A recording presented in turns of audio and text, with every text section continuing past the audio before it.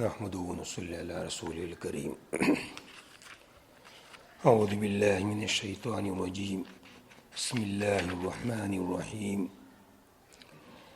يا أيها الذين آمنوا لا تأكلوا الربا أضعافا مضاعفة واتقوا الله لعلكم تفلحون واتقوا النار التي أعدت للكافرين وأطيعوا الله ورسوله لعلكم ترحمون. عن أبي هريرة عن رسول الله صلى الله عليه وسلم قال لا يأتين على الناس زمان لا يبقى أحد إلا آكل الربا فإن لم يأكله أصابه من بخاره ويروى من غباره. رواه أحمد مشکات صفحہ نمبر 245. عن عبد الله بن حنظلة غسيل الملائكة قال قال رسول الله صلى الله عليه وسلم درهم ربا يأكل الرجل وهو يعلم أشد من 36 زينة. وزاد في شعب الإيمان عن ابن عباس من نبت لحمه من السحت فالنار أولى به. مشکات شریف صفحہ نمبر 246. عن أبي هريرة قال قال رسول الله صلى الله عليه وسلم الربا 70 جزءا أيسرها أن ينكي الرجل أمه. عن ابن عباس قال رسول الله صلى الله عليه وسلم إذا ظهر الزنا والربا في قرية فقد أحلوا بأنفسهم عذاب الله. رواه الحاكم. صدق الله العلي العظيم وصدق رسوله النبي الكريم ونحن على ذلك من الشاهدين والشاكرين والحمد لله رب العالمين. محترم عزیز دینی اور اسلامی بھائیوں، سب سے پہلے ہم اللہ تعالیٰ کا بہت زیادہ شکر ادا کریں کہ ہم سب کے سب مسلمان ہیں، اور ایک دین کے بات کی سننے کی نسبت کی سب سے اللہ تعالیٰ نے ہم سب کو یہاں پر جمع کیا ہے. اور پہلے بھی میں نے مذاکرے میں بات لایا تھا کہ یہ ہماری مجلس ایک گویا کہ یاد دہانی کی مجلس ہے. کوئی بیان مقصد نہیں ہے، صرف کچھ امور بیان کیے جائیں گے اور اس کی یاد دہانی کی جائے گی کہ ہمیں کس طرح زندگی بسر کرنی چاہیے. یہ گویا کہ تیسری مجلس ہے. سب سے پہلی مجلس کے اندر 4 امور بیان کیے گئے تھے: نماز کی پابندی، تہجد کی پابندی، تلاوت کی پابندی اور دعا کا اہتمام. ماشاءاللہ سب ساتھی پابندی سے کر بھی رہے ہوں گے، مگر اس کا اپنا جائزہ لیتے رہے کہ پابندی ہو رہی ہے یا نہیں ہو رہی. اگر کچھ کمی کوتاہی ہے تو اللہ تعالیٰ سے معافی مانگے، استغفار کرے اور پھر سے پابندی پر آ جائے. دوسری مجلس کا خلاصہ یہ تھا کہ ہمیں صرف اجمالی عقائد کا جاننا کافی نہیں ہے، بلکہ ہمارے تفصیلی عقائد کا جاننا ہمارے لیے بہت زیادہ ضروری ہے. تفصیلی عقائد نہ جاننے کی وجہ سے لوگ ہمیں گمراہ کر سکتے ہیں، اس لیے ہمیں چوکنا رہنے کی ضرورت ہے اور تفصیلی عقائد کی ہمیں معلومات ہونی چاہیے. اور فتنوں کا دور چلتا ہے، فتنوں سے بچاؤ کا ہمارا ذریعہ کیا ہے؟ تو سورہ کہف کی تلاوت کے بارے میں کہا گیا تھا کہ جمعہ کے دن پابندی سے سورہ کہف کی تلاوت کرے، انشاءاللہ فتنے سے اللہ تعالیٰ ہماری حفاظت فرمائیں گے. یہ آج گویا کہ ہماری تیسری مجلس ہے. اب آج کا جو موضوع ہے وہ موضوع گویا کہ سود کی خرابی اور ربا جس کو کہا جاتا ہے، سود کہا جاتا ہے، اور انگریزی کے اندر گویا کہ اس کو انٹرسٹ کہا جاتا ہے. الگ الگ لفظ استعمال ہوتے ہیں، مگر کلام اللہ میں جو لفظ استعمال ہوا ہے وہ ربا کا لفظ استعمال ہوا ہے. یہ تو گویا کہ میری اور آپ حضرات تمام کی گویا کہ میری کمزوری ہے. اگر ہم کلام اللہ کے سمجھنے والے ہوتے اور کلام اللہ جو آپ کے سامنے ابھی پڑھا گیا، یہ کلام اللہ ہمیں کیا کہہ رہا ہے، اگر اس بات کو ہم سمجھ جاتے تو آج مجھے کچھ بیان کرنے کی ضرورت ہی نہیں تھی. اس کلام اللہ کی آیتوں میں سب کہہ دیا گیا کہ ربا کتنی خطرناک چیز ہے، کتنا نقصان ہے، کیا کیا چیزیں ہیں، یہ سب کلام اللہ کی آیتوں میں ذکر کر دیا گیا. اسی کلام اللہ کے اعتبار ہی سے کچھ وضاحت کر دینی ہے، اس کو کچھ سمجھا دینا ہے. اس لیے سب سے پہلے تو ربا کی خرابی، سود اور ربا کیا چیز ہے. ہم پہلے تو یہ سمجھ لے کہ ربا کیا چیز ہے. ربا کے اصل معنی ہے بڑھوتری، زیادتی. آدمی 100 روپے دیتا ہے اور سامنے کتنا لیتا ہے؟ 110 لیتا ہے. جیسے بینکوں میں ہوتا ہے، 100 روپے رکھتے ہیں تو کچھ بڑھا کر ہی واپس آتے ہیں، یا اگر بینک سے ہم اٹھائیں گے تو مزید زیادہ واپس کرنا پڑے گا. تو ربا کا اصل معنی ہے بڑھوتری، زیادتی. مگر تمام بڑھوتریاں حرام نہیں ہے، کچھ خاص بڑھوتریاں ہیں جو حرام ہیں، جس کا ذکر کلام اللہ میں کیا گیا ہے اور جس کا ذکر احادیث کے اندر کیا گیا ہے. تقریباً ربا کی خرابیاں اور ربا کی مفاسد اور ربا کی برائی کے بارے میں ذکر کلام اللہ کے اندر 7 سے 8 آیتوں میں ذکر کیا گیا ہے، اور احادیث تقریباً 40 سے زیادہ۔ مسئلہ سود مفتی شفیع صاحب رحمۃ اللہ علیہ کی کتاب ہے جس میں 47 حدیثیں جمع کی گئی ہے، اور 47 حدیثیں جمع کر کے ربا اور سود کی خرابیاں اس میں ذکر کی گئی ہے کہ سود کا کتنا بڑا نقصان ہے۔ آج کل دنیا کے اندر ربا اور سود کو جائز قرار دے دیا گیا، کوئی مسئلہ ہی نہیں، حالانکہ ربا اور سود اسلامی مذہب میں تو ہے ہی ناجائز، اس کی تو کوئی گنجائش ہے ہی نہیں، مگر دینی جتنے آسمانی جتنے مذاہب ہیں، تورات ہو، انجیل ہو، آسمانی جتنے مذاہب ہیں، ان تمام آسمانی مذاہب جو پہلے نازل ہوئے تھے اور آج منسوخ ہو چکے ہیں، ان تمام آسمانی مذاہب کے اندر ربا سے روکا گیا۔ یہود کو بھی روکا گیا تھا کہ سودی معاملات نہ کرے، اور سودی معاملات کرنے ہی کی وجہ سے اللہ تعالیٰ نے بہت ساری پاکیزہ چیزیں اللہ تعالیٰ نے ان کے لیے کیا کر دی تھی؟ حرام کر دی تھی۔ خود کلام اللہ میں اس کا ذکر کیا گیا ہے کہ سود کھانے کی وجہ سے اللہ تعالیٰ نے پاکیزہ چیزیں انجیل کے نازل ہونے کی وجہ سے، کتابوں کے نازل ہونے کی وجہ سے ان پر پاکیزہ چیزیں حلال کو حرام کر دیا گیا تھا۔ حالانکہ دیکھو ہماری شریعت کے اندر بھی بہت ساری چیزیں حرام ہے جس کا کھانا جائز نہیں ہے، مگر وہ کیوں ناجائز حرام ہے؟ ہمارے نقصان کی وجہ سے، اس کے کھانے کی وجہ سے اخلاق میں خرابیاں پھیلتی ہے، جسم میں خرابیاں پھیلتی ہیں، تو اخلاق کی خرابی کی وجہ سے یا جسمانی نقصان کی وجہ سے اللہ تعالیٰ نے منع فرما دیا ہے۔ مگر یہود کے اوپر کچھ پاکیزہ چیزیں جیسے چربی کو حلال کر دیا تھا، اونٹ کا گوشت حرام کر دیا تھا، اس طرح کچھ چیزیں ذکر کی گئی، حرام کیا گیا تھا۔ وہ کیوں حرام کیا گیا تھا؟ ان کے سود کھانے اور بھی چیزیں ذکر کی کلام اللہ میں، مگر سود کے کھانے کا خاص طور پر ذکر کیا ہے کہ سود کھانے کی وجہ سے اللہ تعالیٰ نے یہود کے اوپر پاکیزہ چیزیں کیا کر دی؟ حرام کر دی تھی۔ اب ان کا تو یہ انجام ہوا۔ اب اس زمانے میں اگر سود کو عام کر دیا جائے گا تو ٹھیک ہے، احکامات تو نئے آنے والے نہیں ہیں، وہ تو کلام اللہ نازل ہو چکا ہے، مگر یہ تو ضرور ہوگا کہ اگر سود کی پھیلاؤ ہو جائے گا، سود زیادہ چلے گا، تو بہت ساری اچھی چیزوں سے اللہ تعالیٰ ہمیں کیا کر دیں گے؟ محروم کر دیں گے، اچھی چیزوں سے اللہ تعالیٰ ہمیں محروم کر دیں گے۔ اور دنیا میں جو مہنگائی ابھی چل رہی ہے، یہ سود کا نتیجہ ہے، یہ سود پورا پھیلا ہوا ہے۔ آج اس کا نتیجہ ہے کہ دنیا میں کیا پھیل رہی ہے؟ دن بدن مہنگائی پھیل رہی ہے۔ اسلام کس کی دعوت دیتا ہے؟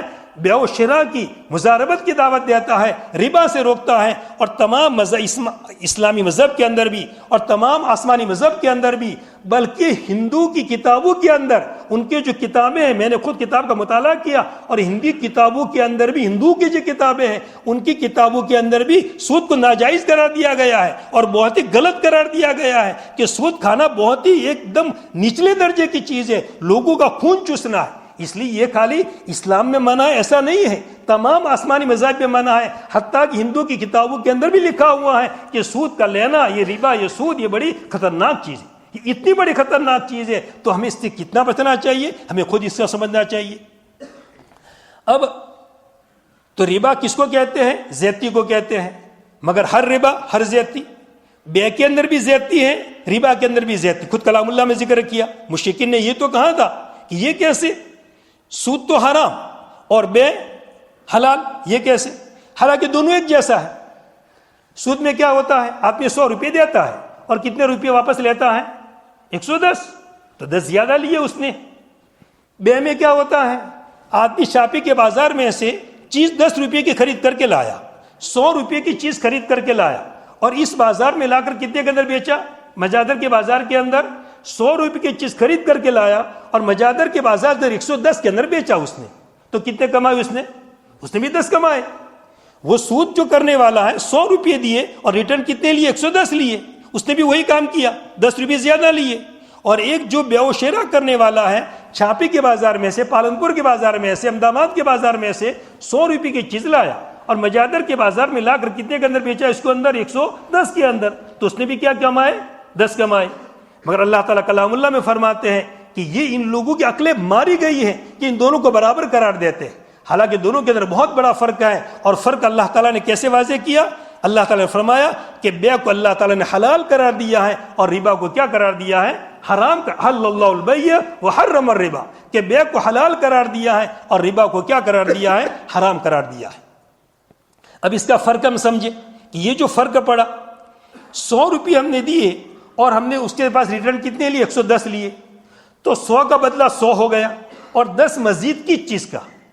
بس سود اسی کا نام ہے کہ جو بدلے میں بغیر کسی چیز کے آوے، کوئی اس کو بدل نہیں ہے۔ اب بازار کے اندر سے آدمی 100 میں چیز خرید کر کے لایا احمد آباد کے بازار میں سے، اور مجادر کے اندر 110 میں بیچ رہا ہے، تو کیا بیچ رہا ہے؟ وہ قلم بیچ رہا ہے، ٹوپی بیچ رہا ہے، جوتے بیچ رہا ہے، مثلا جوتا بیچ رہا ہے وہ، تو 110 یہ کس کا معاوضہ ہے؟ جوتے کا معاوضہ ہے۔ وہاں پر تو 100 کی نوٹ دی اور سامنے کتنا لیا؟ 110 لیا، تو 100 کی نوٹ کا بدلہ 100 کی نوٹ برابر ہو گیا، اور 10 مزید نوٹ آئی ساتھ میں، یہ کون سی نوٹ آئی؟ اور بے میں ایسا نہیں ہے، بے کے اندر کیا ہے؟ آپ وہاں سے بازار میں سے کیا خرید کے لائے؟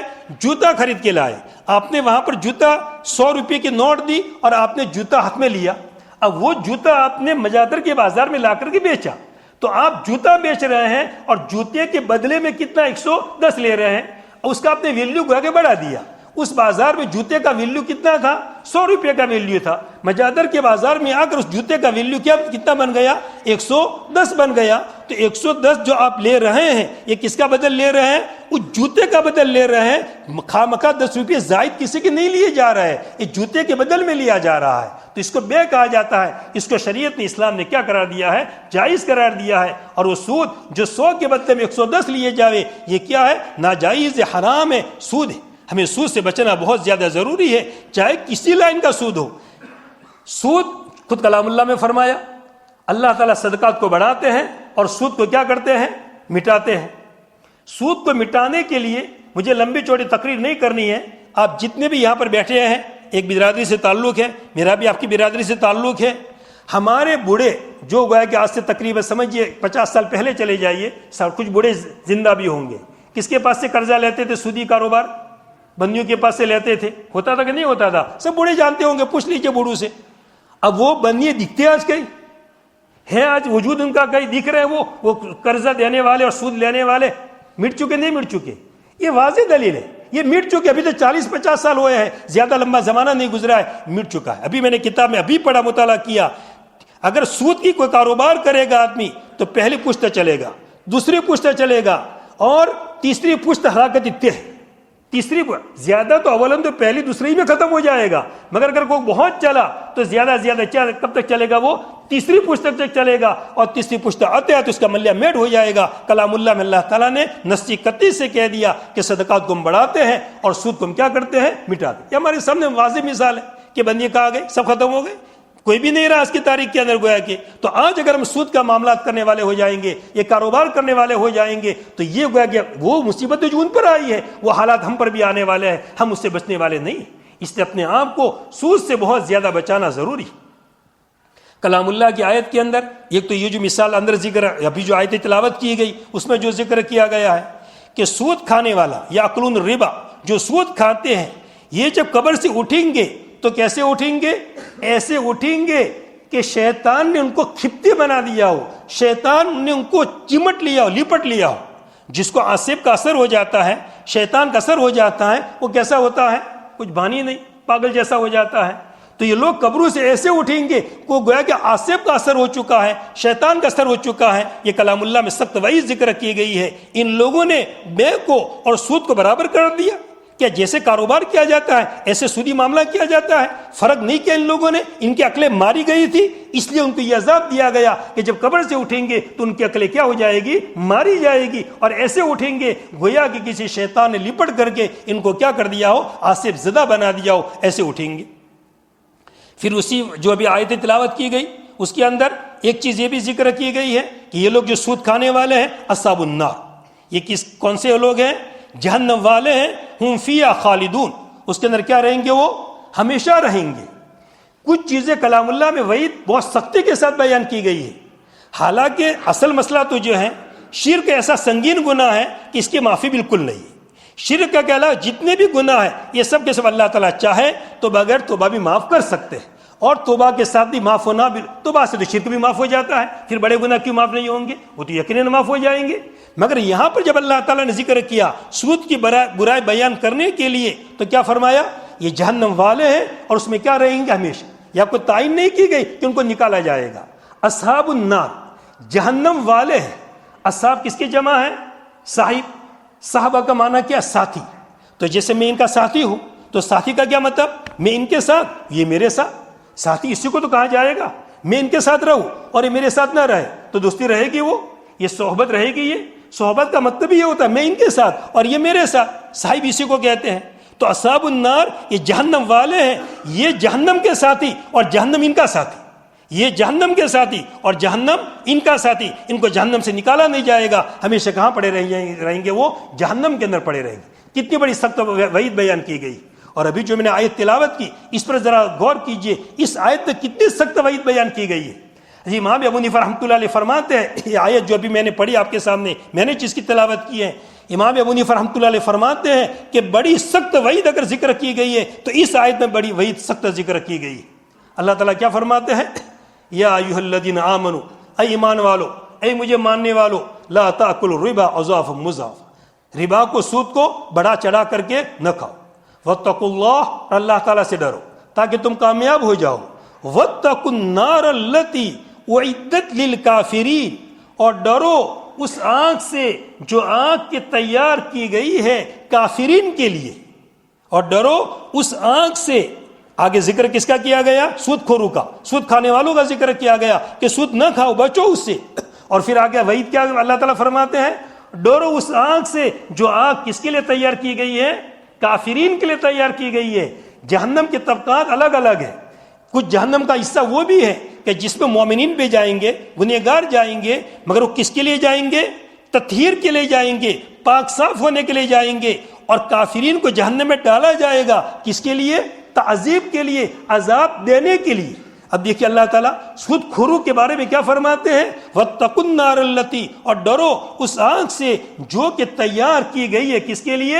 کافرین کے لیے تیار کی گئی ہے. اب جو آگ کافرین کے تیار کی گئی ہے، جہاں دینا، عذاب دینا ہی مقصد ہے، تکلیف دینا ہی مقصد ہے، تو کتنی خطرناک آگ ہوگی وہ. اس سے کتنا ڈرنا چاہیے ہمیں. اور اللہ تعالیٰ کی اطاعت کرو اور رسول کی اطاعت کرو تاکہ تم پر رحم کیا جائے. پھر آگے میں نے حدیث سے تلاوت کی، اس حدیث کا ترجمہ سامنے آ جاوے. فرماتے نبی کریم صلی اللہ علیہ وسلم، لوگوں پر ایسا زمانہ آئے گا کہ کوئی باقی نہیں رہے گا مگر سود کھانے والا. پس اگر وہ سود کو نہیں کھائے گا تو اس کو اس کا بخار پہنچ جائے گا، اور ایک روایت میں ذکر ہے اس کا غبار، اس کا دھوئے سے تو کوئی نہیں بچے گا. جیسے آج کل کے حالات ہیں، دھوئے سے کچھ ساتھی ماشاء اللہ اہتمام کرتے تھے اور بچنے ایک تھے، تو یہ گویا کہ سبسڈی والا جو مسئلہ آیا، یہ اس کی وجہ سے تمام کو کھاتے کھلوانے پڑے، اور کھاتے کھلوانے کی وجہ سے کچھ نہ کچھ مسئلہ تو آ ہی جاتا ہے. کتنا احتیاط کرنا، کتنے بڑے مسئلے میں کوئی شاید ایسا ہوگا پورے گویا کہ مجادر، بلکہ پورے عالم ورلڈ کے حساب سے دیکھ لو کہ جس کا بینک میں کھاتا نہ ہو. اور بینک میں کھاتا ہوگا تو پھر تو کچھ تو سود کا دھواں تو آنے والا ہے، کچھ نہ کچھ تو. اور کچھ نہیں، زیادہ نہیں تو کم سے کم سودی کام کرنے والوں کا تعاون تو ہو گیا. اب جیسے سبسڈی کے پیسے ہمارے جمع ہوئے، ہم نے نہیں اٹھایا وہاں سے، تو فائدہ کس کو پہنچا؟ بینک والے کو. اور بینک والے کیا کام کرتے ہیں؟ سودی کا کام کرتے ہیں. تو ہم نے کس کو فائدہ پہنچایا؟ سود کے کام کرنے والے کو فائدہ پہنچایا. اس لیے حدیث کے اندر ذکر کیا گیا ہے سودی کاروبار کے مسئلے کے اندر کہ سود کھانے والا، سود لینے والا، سود دینے والا، سود کی شہادت گواہ بننے والا، سود کا لکھنے والا، کاروبار کرنے والا، یہ سب ایک طرح کے، سب کے حدیثوں کے اندر تقریباً 10 آدمیوں کا ذکر کیا گیا ہے. ہم دونوں کے درمیان یا دو شخصوں کے درمیان کوئی سودی لین دین ہو رہا ہے اور ایک کو گواہ بنایا جائے، بھائی تم گواہ رہنا، دیکھو ہمارے کاروبار ہو رہا ہے.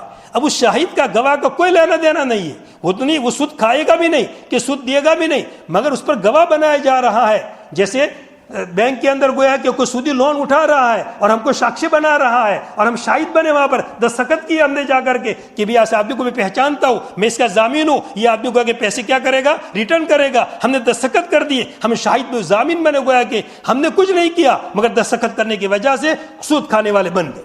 سود کھانے والے کیا ہو گئے؟ بن گئے. خالی چوپڑے لکھے بیٹھے بیٹھے گویا کہ مہتا بٹھا دیا، اور جو سودی کاروبار لکھتا ہے کچھ نہیں کرتا ہے مگر بیٹھا بیٹھا چوپڑے سود کے لکھتا ہے، وہ بھی حدیث میں ذکر کیا گیا وہ سود کھانے والے ہی کی طرح ہے، یہ بھی اسی طرح گنہگار ہے. تو گویا کہ حدیث کے اندر بڑی سخت وعید ذکر کی گئی ہے. لیکن سود سے بچنا ہمیں بہت زیادہ ضروری ہے، اس لیے غبار بھی ہمارے تک نہ پہنچے، جتنا ہو سکتا ہے ہم احتیاط کریں. ٹھیک ہے، جہاں پر اللہ تعالیٰ ہماری حفاظت فرماوے نہیں بچ سکتے، مجبوریاں ہے، جیسے کہ ایک بعد دفعہ شریعت نے حرام کھانے کی اجازت دے دی، مجبوری کے اندر بچ ہی نہیں سکتا ہے، آدمی مار اس کی جان جا رہی ہے، اگر وہ حرام نہیں کھائے گا تو ٹھیک ہے شریعت نے اجازت دے دی، تو ایسا کوئی مسئلہ آ گیا کہ اس کے بغیر کوئی بچاؤ ہی نہیں ہے تو ٹھیک ہے مجبوری ہے. باقی بغیر مجبوری کے خواہ گویا کہ ہمارے پیسے جو قانونی جمع رکھنے پڑتے ہیں وہ تو ہم جمع رکھنے پڑیں گے، باقی زائد پیسے ہمارے جمع ہو بینکوں کے اندر ہم بالکل نہ رکھ کے اس کو اٹھا لیں. یہ خواہ ان کا تعاون کرنا ہے جتنے بھی جمع ہے. ہاں جو کاروباری لائن کی مجبوریاں ہیں، مثلا اب یہاں پر پیسے دوسری جگہ بیچتے ہیں اور قانون ایسا ہے کہ بیگ تھوڑی بیچ سکتے ہو، بیگ کے علاوہ نہیں بیچ، ان کی تو مجبوری ہے، مگر وہ بھی پہلے سے نہ ڈالے. مثلا اس آدمی کو ہمارے تاجر کو کل اٹھانے ہیں تو ایک ہی دن آگے ڈالے، بس پہلے سے ڈال دیا ہم نے، تو ان کا کس کا تعاون ہوگا؟ وہ بینک والوں کا تعاون ہوگا. اب ہمارا جو پیمنٹ دینا ہے سمجھو کہ 31 تاریخ کو دینا ہے اور بینک میں پیسے ہم کب ڈالیں گے؟ اب 30 کو ڈالیں گے ہم، اور 31 کو اس کو فون کر کے کہہ دیں گے بھائی دیکھ تیرے پیسے ڈال دی میں نے بینک میں ڈال دیے ہیں، اپنے پیسے تو کیا کر لینا، اٹھا لینا اندر سے وغیرہ. جیسے کہ آج کل بینکوں کا مسئلہ سامنے ہے، بینکیں کتنی اٹھتی جا رہی ہے. بلکہ مجھے ایک شخص نے واقعہ سنا، یہاں تک کہا مجھے کہ خود بینک والے کہتے ہیں کہ تمہارے سامنے والے آدمی کو جلدی کہہ دینا کہ پیسے اٹھا لے، پتہ نہیں کل کیا ہو جائے، پرسوں کیا ہو جائے. اس لیے ہمیں اولاً تو بینکوں میں اعتماد ہی نہیں رہا ہے، بینکیں اٹھی جا رہی ہے، کتنا نقصان ہو رہا ہے. اس لیے ہوا کہ اس کی وجہ سے زیادہ پیسے میں ڈالنے کی بھی نہیں، اور ضرورت پر ڈالے مجبوری کی وجہ سے، تو جتنی ضرورت اتنا ہی ڈالے، اس سے زیادہ اس کی وجہ سے نہ ڈالے گویا کہ چلو گھر پڑے تو بینک میں ڈال دے.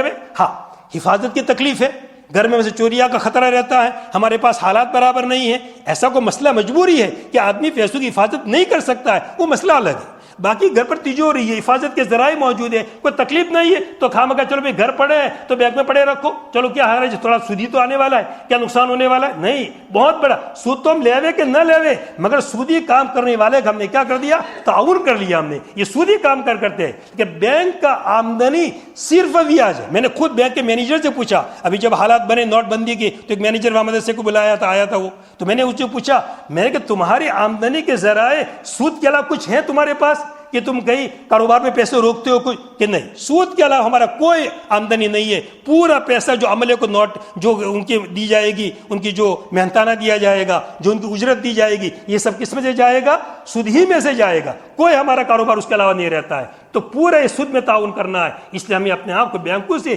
جتنا ہو سکے اتنا بچانا بہت زیادہ ضروری ہے. دوسری حدیث میں ذکر کیا، فرمایا نبی کریم صلی اللہ علیہ وسلم نے، درہم و ربا، سود کا ایک درہم کہ جس کو آدمی کھاوے وہ یعلم، وہ جانتا ہے کہ میں سود کھا رہا ہوں، مجھے میں نے بینک میں سے پیسے اٹھائے، مجھے معلوم ہے کہ میرے کھاتے میں نے ڈالے تھے کتنے روپئے، 2000 میں نے ڈالے تھے، اور مجھے ریٹرن کتنے ملے ہیں، 2100 ملے ہیں. اس کو معلوم ہے کہ 100 زیادہ ہے مگر کھا رہا ہے. وہ بالکل اس کی اجازت نہیں ہے. وہ 100 کو فوراً کیا کرنا پڑے گا، صدقہ کرنا پڑے گا، قطن کھانے کی اس کی اجازت نہیں ہے. وہ جانتا ہے. اشد من 36 زنا، یہ زیادہ سخت ہے 36 دفعہ زنا کرنے سے. کتنی دفعہ؟ 36 دفعہ. ابھی گاؤں میں ایک زنا کا واقعہ پیش آ جاوے تو گاؤں میں کیا ہو جاتی ہے، تھو تھو، پہلا گھر میں ہو آپ کے پیش تھو تھو ہو جاتا ہے. لوگ اس کو کتنی نیچی نگاہ سے دیکھتے ہیں کہ یہ آدمی اور زنا، فلاں کے گھر میں ایسا واقعہ پیش آیا. تو یہ سود کا ایک درہم کھانا گویا کہ بیاج کا ایک درہم کھانا، یہ 36 دفعہ زنا سے بھی کیا اشد، اس سے بھی اب کتنا بڑا سخت ہے. اللہ تعالیٰ فرماتے نبی کریم صلی اللہ علیہ وسلم، ہو اشد، زیادہ سخت ہے، من 36 زنا، 36 دفعہ زنا کرنے سے. اور دوسری روایت میں ایک زیادتی ہے، من نبت، کہ جس کا گوشت بڑا ہے، پلا ہے، بڑا ہے، من السحت، حرام سے پیدا ہوا ہے، جس کا گوشت بڑا ہے حرام سے، یا آگ اس کے زیادہ لائق ہے، یہ گوشت کہاں جانا چاہیے؟ جہنم میں جانا چاہیے اور آگ میں جانا چاہیے.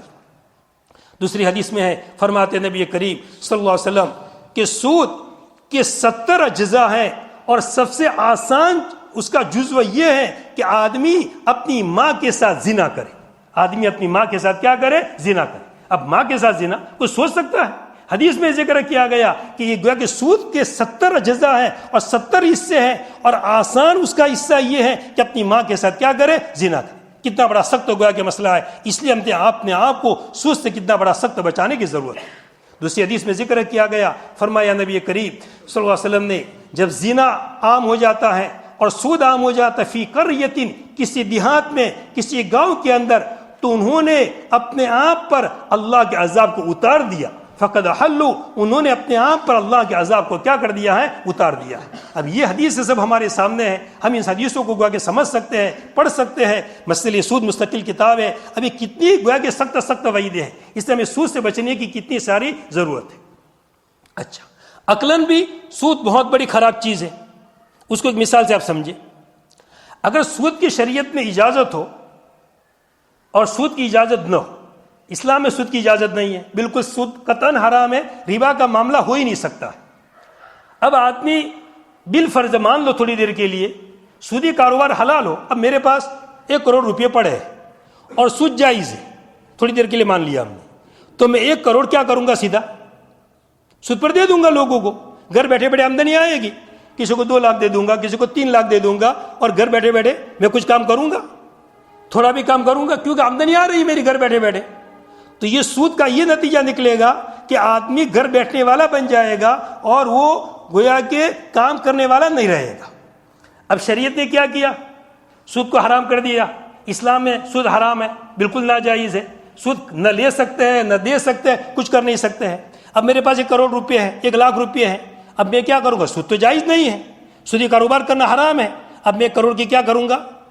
کمپنی کھولوں گا، کوئی بڑا کاروبار کھولوں گا، میں کوئی میل کھولوں گا یا کوئی کارخانہ کھولوں گا۔ میں اب 1 کروڑ کا میں کارخانہ کھولوں گا تو مجھے تو آمدنی آنے والی ہے، میرا تو فائدہ ہونے والا ہے، مگر اندر مزدور طبقہ کتنا آئے گا؟ اندر تقریباً مجھے 25-30 مزدور رکھنے پڑیں گے، ایک میل چلانے کے لیے، ایک میرا کارخانہ چلانے کے لیے۔ کتنے کے پیٹ بھرتے ہو گئے؟ 25-30 کے پیٹ بھرتے ہو گئے۔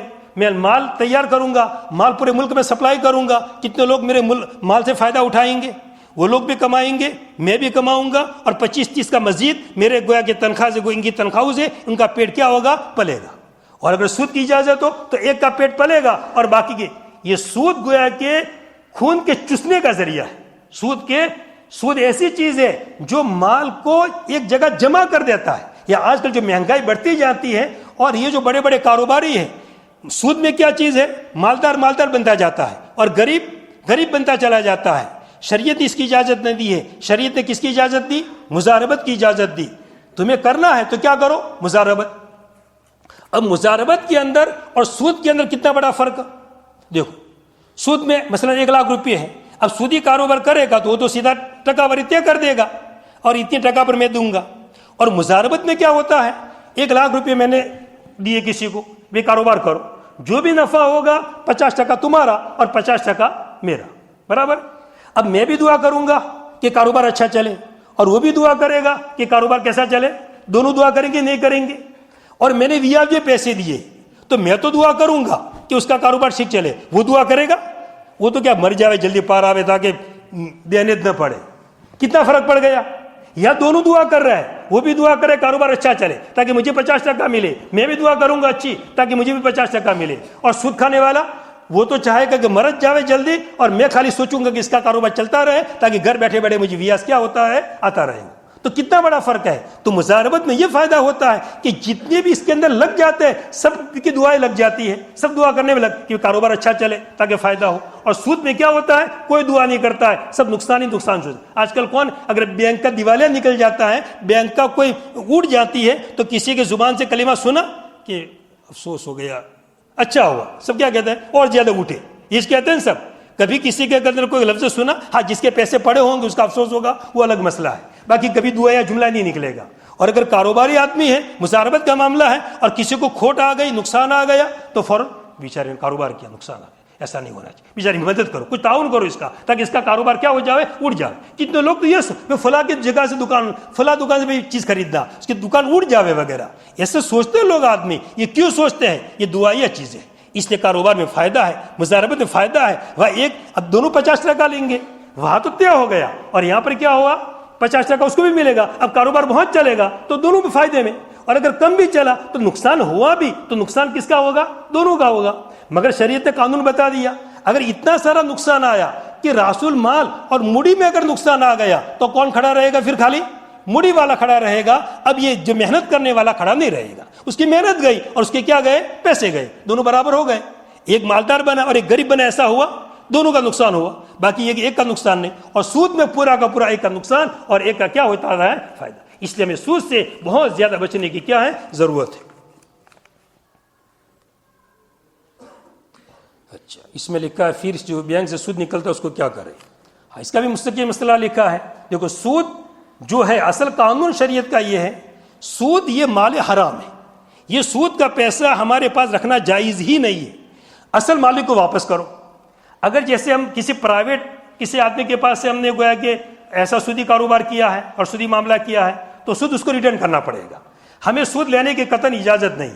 کلام اللہ میں ساتھ وَذَرُوا مَا بَقِيَ مِنَ الرِّبَا سود کا مابقی کیا کر دو چھوڑ دو مسلمان بننے کے بعد. اچھا سود کی خرابی کی سب یہ بھی سمجھ لو شریعت میں ذمی رہنے کی اجازت ہے ذمی بنانے کی اجازت مگر ذمی اگر سودی کاروبار کرے گا تو اس کا ذمہ ٹوٹ جائے گا.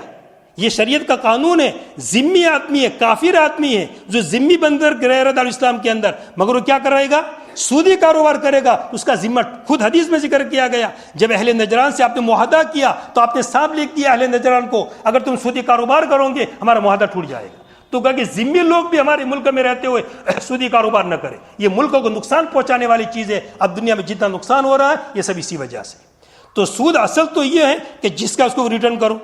مگر اب رہا بینکوں کا مسئلہ کہ بینکوں میں سود آتا ہے اب اس کو ریٹرن کرنے کا کوئی فائدہ نہیں ہے. اگر میں نے چھوڑ بھی دیا ہوا تو کیا فائدہ تو کون لے لے گا بینک والے لے لیں گے یا پتہ نہیں کیا کریں گے کیا نہیں کریں گے. اسے بینکوں میں ہمیں سود چھوڑنا نہیں بینکوں کا سود ہمیں اٹھا لینا ہے. اب اس کو کیا کرنا ہے سب سے بہترین طریقہ تو یہ ہے کہ یہ سود جو سے اٹھایا ہے کسی غریب مسلمان کو بغیر ثواب کی نیت کے دے دو. کسی غریب مسلمان کو ثواب کی نیت کے بغیر اگر ثواب کی نیت کی تو گنہگار بنے گا آدمی. یہ حرام مال ہے اس میں ثواب کی کیا مسئلہ بلکہ ذکر کیا گیا کہ آدمی حرام کا صدقہ کرے اور ثواب کی امید رکھے بڑی سخت وعید ذکر کی گئی ہے. اس لیے حرام مال ہے کوئی ثواب کی نیت نہیں بغیر ثواب کی نیت کے کسی غریب مسلمان کو کیا کر دیا جائے دے دیا جائے. اور شریعت میں قانون ہے کوئی بھی ایسا مال لکتا ہے مثلا کوئی مال ہمیں مل گیا تو اصل قانون کیا ہے مالک تک پہنچا دو. مگر مالک نہ ملے تو کیا کرو اس کو کسی غریب مسلمان کو دے دو تاکہ اس کا ثواب پہنچ جائے اس کا کیا ہو جائے ثواب. تو سود میں بھی اسی طرح ہے. اصل تو مالک کو واپس کرو جہاں مالک کو واپس کر سکتے ہیں مگر بینکوں میں واپس نہیں کیا جائے گا جب آپ کو فائدہ نہیں ہے واپس کرنے سے بات اٹھا لیا جائے گا. اور سب سے اعلیٰ درجہ یہ ہے کہ غریب مسلمان کو بغیر ثواب کی نیت کے دے دیا جائے. اور دوسری شکل یہ ہے کہ یہ جو ہم نے جو بینک دیکھو بینک سود دو طرح کے ایک وہ بیاج وہ سود جو کسی پرائیویٹ کمپنی سے آیا ہے یا کسی پرائیویٹ کسی بینک سے آیا ہے یا کسی ذاتی شخص کے پاس سے آیا ہے. یہ جو پیسہ سود کا آیا ہے یہ income tax cell tax G S T اس میں بھرنا بالکل جائز نہیں ہے جو پرائیویٹ ٹیکس ہے. ہاں جو بینکوں کے ٹیکس ہے بینکیں کون سی ہے زیادہ تر سرکاری ہے. تو جو پیسہ آیا کس کے پاس سے ہمارے پاس آیا گویا کہ سرکار کے پاس آیا. انکم ٹیکس سے بھی کہا جائے گا سرکار کے پاس جائے گا سیل ٹیکس سے کہا جائے گا جی ایس ٹی سب کس کے پاس جائے حکومت کے اندر. تو حکومت کے جو وہ چیزیں وہ ٹیکس جو گویا کہ اسلام کے قانون کے خلاف ہے ان ٹیکسوں میں کیا کر دیا جائے بھر دیا جائے اس کو بھر سکتے اس کے اندر کوئی حرج نہیں ہے. اس لیے اپنے آپ کو یہ سودی کاروبار سے سود سے بچنا ضروری. حضرت عمر رضی اللہ فرمایا حضرت عمر رضی اللہ فرماتے ہیں کہ سود سے بچو اور سود کے ریبا سود کے شک سے بھی بچو. سود سے بھی بچنا ہے اور سود کے شک والی چیز سے بھی بچنا ہے. اب میں ذرا ایک بات تھوڑی سنا دوں بڑی قیمتی بات ہے ذرا سن لے. حضرت عبداللہ مبارک فرماتے ہیں ایک درہم جو مشتبہ ہو گیا ہو ایک درہم جو مشتبہ پتہ نہیں کہ میرا ہے کہ پتہ نہیں کس کا ہے شک والا ہو گیا. ایک درہم جو مشتبہ ہو گیا ہو اس درہم کو اس کے حقیقی مالک تک واپس پہنچا دینا 6 لاکھ درہم صدقہ کرنے سے بہتر ہے. ایک درہم جو مشتبہ ہو گیا ایک تو پکا ہے میرا ہے کوئی مسئلہ نہیں پکا ہے کسی اور کا ہے پہنچا دو مسئلہ ہی نہیں کوئی. مگر خالی شک ہو گیا پتہ نہیں میرا ہے یا ہم جیسے ایک جگہ نماز پڑھی تھی ہم نے اب 1 روپیہ 10 روپیہ گر گئے پتہ نہیں اس کا گرا کس کا گرا. اب میں نے روپیہ اٹھایا مگر مجھے شک ہے پتہ نہیں میرا ہے کہ نہیں ہے شک ہو مشتبہ ہو گیا.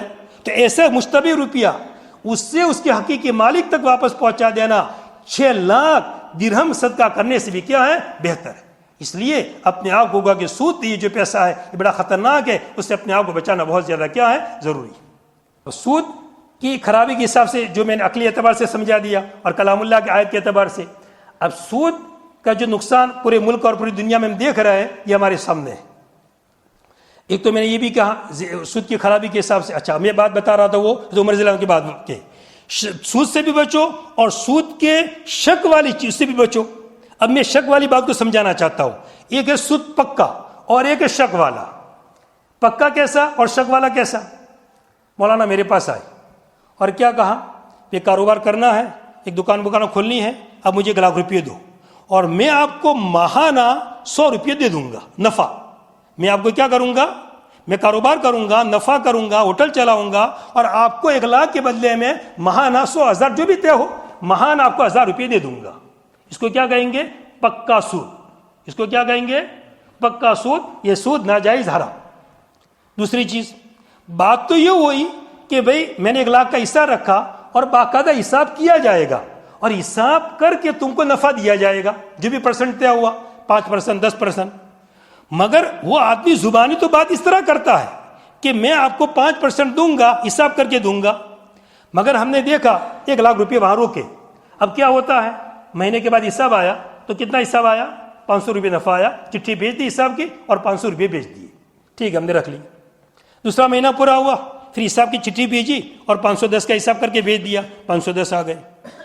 تیسرا مہینہ آیا, 490 کی چٹھی دے کر بھیج دی, 10 روپئے ادھر ادھر کرتا ہے, زیادہ فرق کرتا نہیں ہے اور اس طرح حساب بھیج رہا ہے وہ. تو یہ شک میں ڈالنے والی چیز ہے کہ نہیں ہے؟ بھئی ایسا کیسا کاروبار ہوتا ہے کہ صرف 10-20 کا فرق پڑتا ہے؟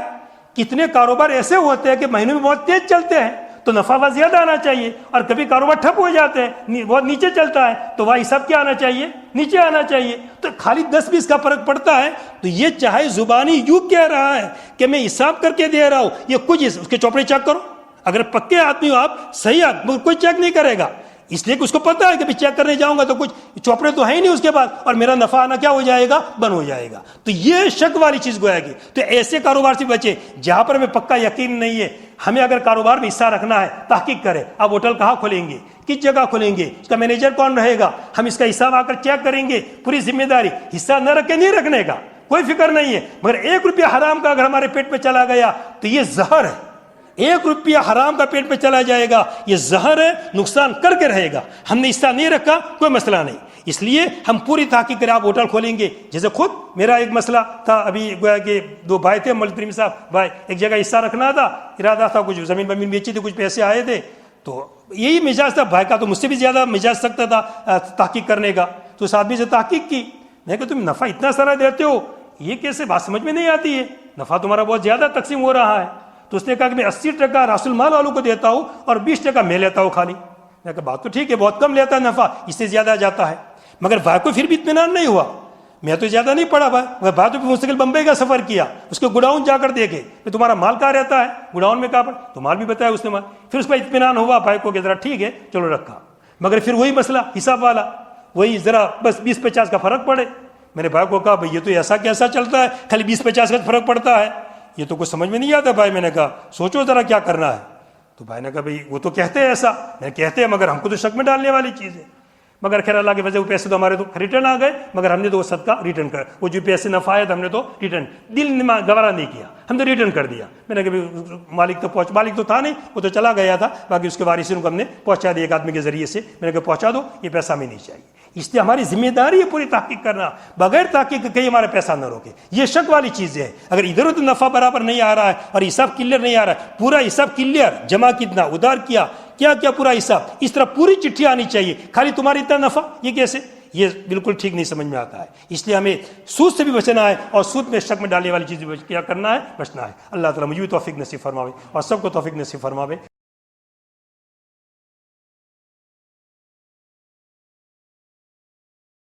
تو سود کے بارے میں ذرا 1-2 باتیں رہ گئی تھی, تو اس کو میں پہلے پوری کر لوں. تو کچھ ساتھیوں کا ذرا تھا تقاضا کہ بھئی مضاربت کو اچھی طرح واضح کیجئے تاکہ بات سمجھ میں آوے اچھی طرح. مضاربت کا مطلب کیا ہے؟